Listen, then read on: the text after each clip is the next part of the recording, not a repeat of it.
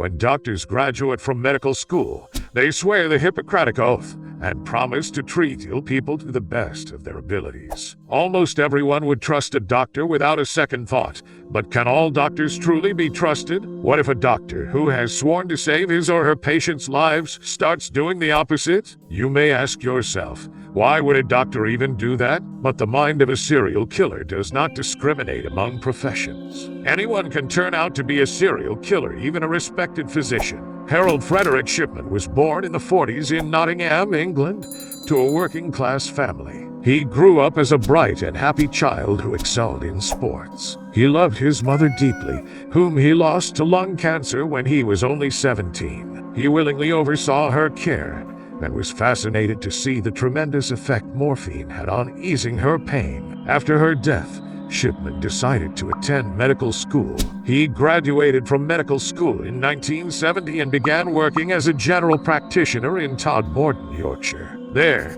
he forged prescriptions for large amounts of the painkiller pethidine, to which he'd become addicted. After his colleagues discovered the forged prescriptions, he was kicked out of the medical center, fined, and forced to enter a drug rehab program. A few years later, he moved to Hyde with his family to work in a different medical center. He worked there for 2 decades, holding the facade of a respectable and hardworking doctor, when in truth, he was secretly murdering his patients. Everything seemed to be going well for Shipman, until the local undertaker noticed the unusually high number of deaths among his patients. A colleague of Shipman's also noticed the unusual circumstances and alerted the coroner's office, who contacted police. The investigations did not yield sufficient evidence, and Shipman was cleared. However, Shipman was starting to get greedy, which would be his own downfall. In 1998, one of Shipman's patients, a wealthy 81-year-old woman, was found dead in her home, only hours after Shipman paid her a visit. This wasn't something new among his patients. In fact, most of them had died in a similar manner,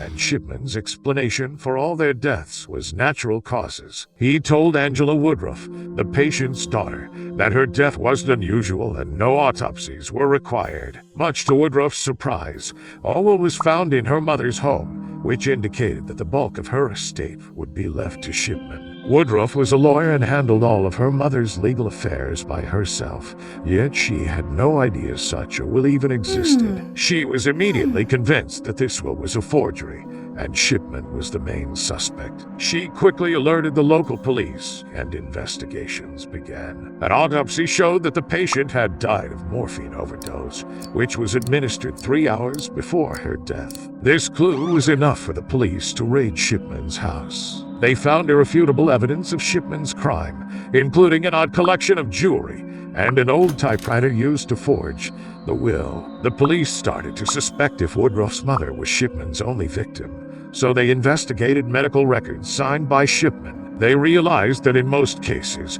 Shipman stated that the patient died of causes previously unknown to the families. If questioned, he would quickly provide altered medical notes as evidence to the families. However, unbeknownst to him, whenever he altered the medical notes, the computer time-stamped the records, which was the biggest clue that gave him away. The police managed to charge Shipman with 15 counts of murder, and a trial was held for his crimes in 1999. Shipman denied any accusations, but the evidence against him was clear, and he was sentenced to life in prison.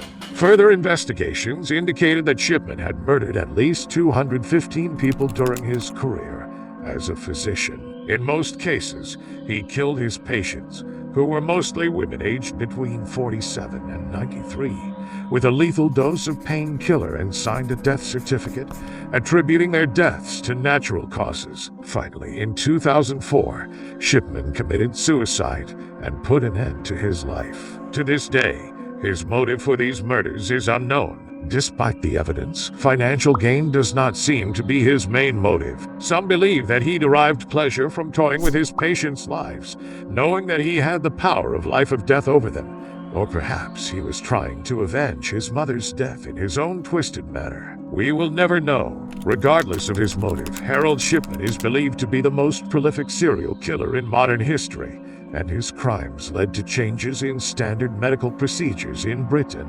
known as the Shipman effect, to prevent similar cases from happening.